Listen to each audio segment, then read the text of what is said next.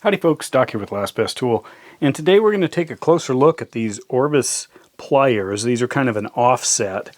Got both the multi-plier here and the needle nose version, but of course first I want to make sure that all of you did what I did, and that's of course run out to your garage and grab your 1/2-inch Milwaukie impact wrench here, and double check the model number and serial number. So this is the 276720, and as you can see, I've got the H96A.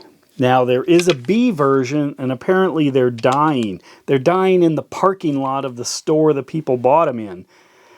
So I don't use this much because it's, way above the usual stuff that I do.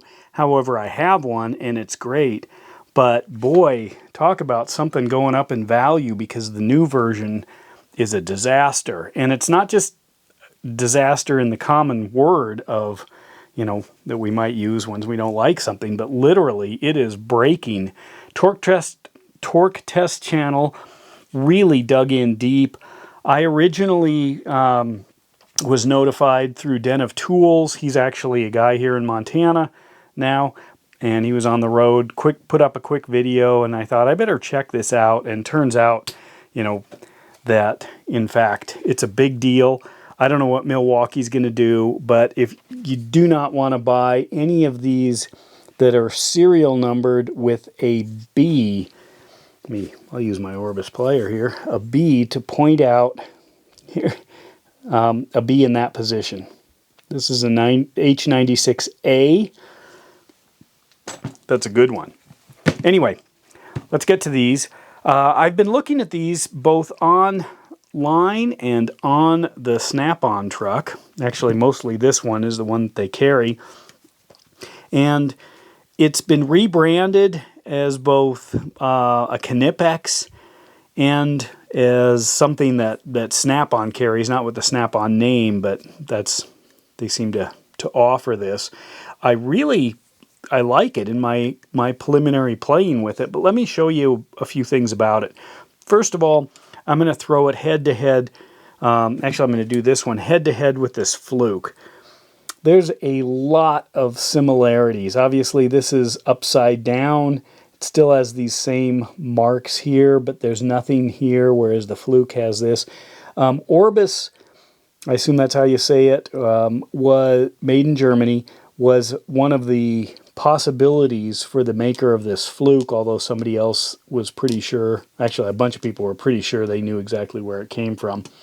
However, when I compare it, here's a Knipex. This is that long needle nose, love these things, but if I compare the tips, they are a little bit different. There's some similarity down here.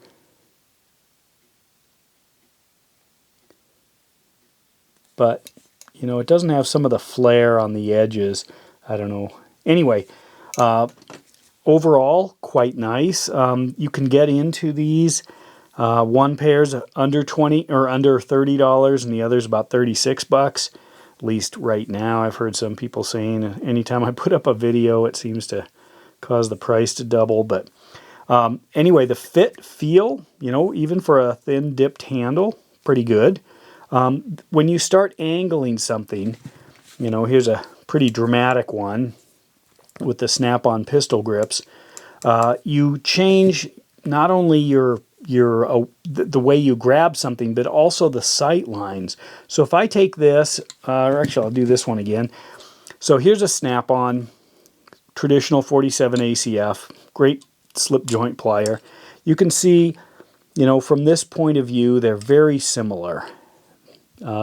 This does have the cutting jaw of a multi-plier versus a standard slip joint.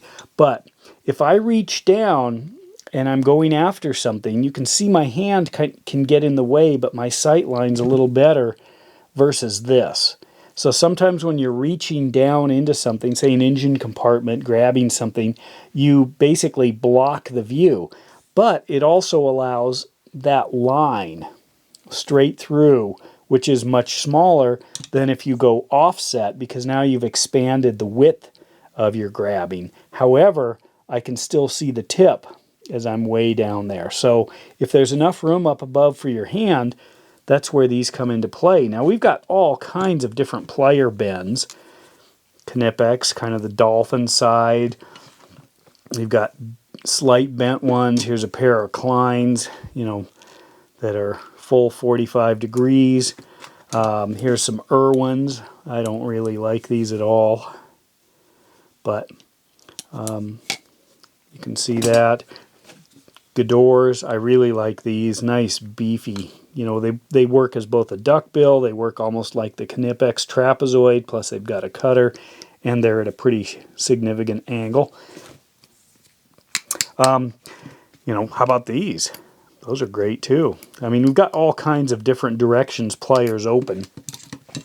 So here we're working on the handles, because we've basically held the front end constant, and then we're changing the handle. And both of these very similar in the design, the cutting. Let's take a look at the blade closures, because that is kind of interesting. Now this is a loom cube.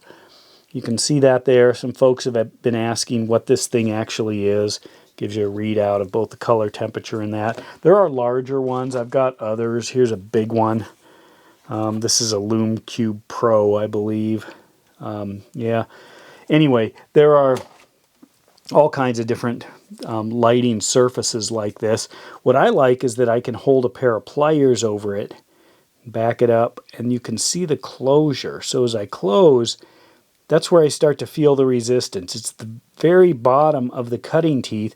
Notice there's a gap at the top, but I can continue to push it without much force to close the cutting teeth and close the tips. Now that's pretty cool, because I've got both the cutting and the tip at this point. What about this one? Same thing. I can close up the cutting, and then also the tip is up there. If I had a little bit more force. So you see that? That's pretty cool to be able to grab that.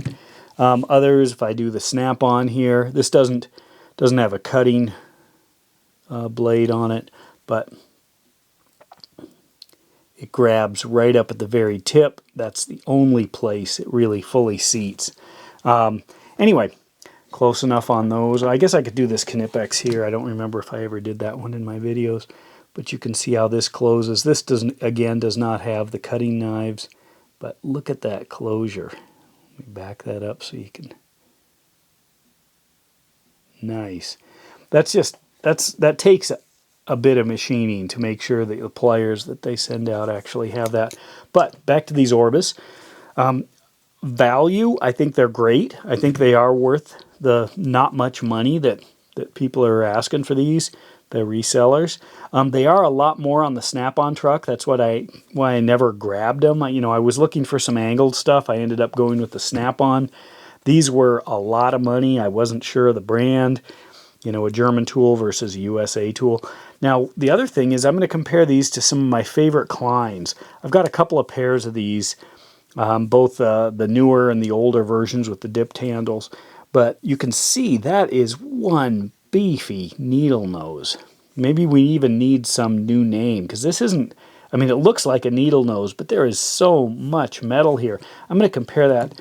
Here's my snap-ons again.